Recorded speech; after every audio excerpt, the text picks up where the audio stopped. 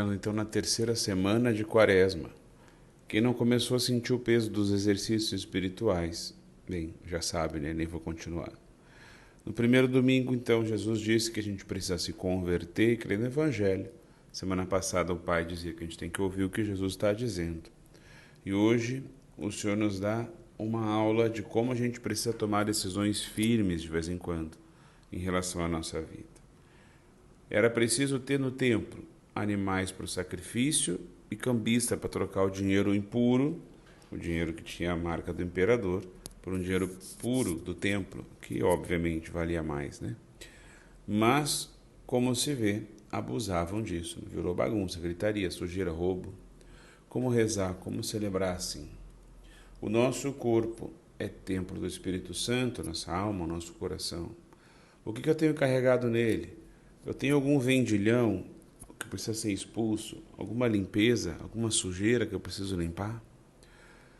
Ah, meu Deus, se fosse hoje essa cena, né? Jesus teria sido cancelado por fazer o que fez. Perderia muitos seguidores no Instagram e na vida real. Porque muitos querem Jesus, vovozinha, água com açúcar, né? E até, de preferência, bem bobinho, para poder enganar. Mas esse não é Jesus. Não nos enganemos. Jesus quer a nossa conversão. Jesus tem misericórdia, compaixão, paciência.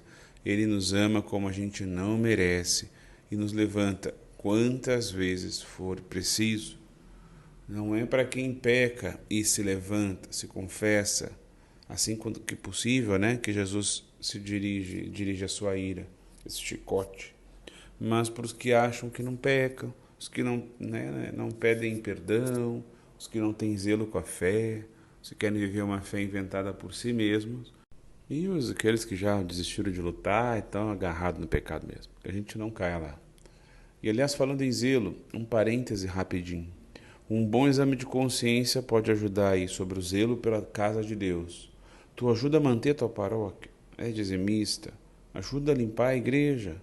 Talvez numa equipe de limpeza, num dia de mutirão, ou ao menos ver um papel no chão, uma sujeira, uma teia de aranha, vai lá e tira. Ou tu é daquele time que só reclama, fala mal, acha um monte de defeito, mas vai para casa bem feliz, sem fazer nada. Bem, hoje Jesus está permitindo dar uma chicotada, né? Muitos acreditavam em Jesus porque viram os milagres de São João no finalzinho do nosso evangelho. Mas Jesus não lhes dava crédito, diz São João. Porque no fundo eles acreditavam e queriam milagre, mas não queriam tanto assim o autor dos milagres. Meus irmãos, isso é muito forte e infelizmente também atual. Não é difícil que a gente caia nessa tentação de querer os milagres, mas não querer Jesus, autor dos milagres. Ou de querer que Jesus resolva todos os nossos problemas de uma forma milagrosa, sem que a gente lute, sem que a gente mude. E sem se dar conta direito, a gente fica forçando Deus a fazer um milagre. Por exemplo, a pessoa pede a Deus que aumente a sua fé, mas não tira um minuto direito para rezar, não reza o texto, vai à missa só quando dá vontade. Como é que Deus vai aumentar a fé dessa pessoa se ela não ajuda Deus a ajudar ela? Outras vezes, a gente fica colocando a nossa vontade como se ela fosse a vontade de Deus. A pessoa está cometendo um pecado, sei lá, namorando um menino que tem namorada, mas diz que ama tanto ele, que aconteceram tantas coisas bonitas e que eles até rezam juntos, que isso é sim vontade de Deus. Claro que é vontade de Deus. Eu ia dizer animal, mas não vou dizer. É vontade de Deus que 2 dos seus filhos encontrem o 6º, o 8º e o 9º mandamento. Tudo na mesma jogada. Se alguém faltou a catequese, eu já faz tempo que não fala, que fez em ordem. Então, não pecar contra a castidade, não levantar falso testemunho, que mentira também é assim, e não cobiçar a mulher do próximo. E ainda coloca junto, ofende a Deus, porque todo pecado ofende a Deus. Claro que Deus quer isso, com certeza. Tudo isso em nome dessa coisa que chamam de amor. Ah, claro que não, né, minha gente? Pelo amor de Deus. Outras vezes ainda, a gente inverte a coisa e coloca a culpa do que a gente faz no coisa feia, o diabo. A pessoa vive mentindo, inventando história para não se dar mal, e aí é demitida. E a conclusão que ela chega é que o diabo está atormentando a vida dela. E até começa a ouvir coisa dentro de casa.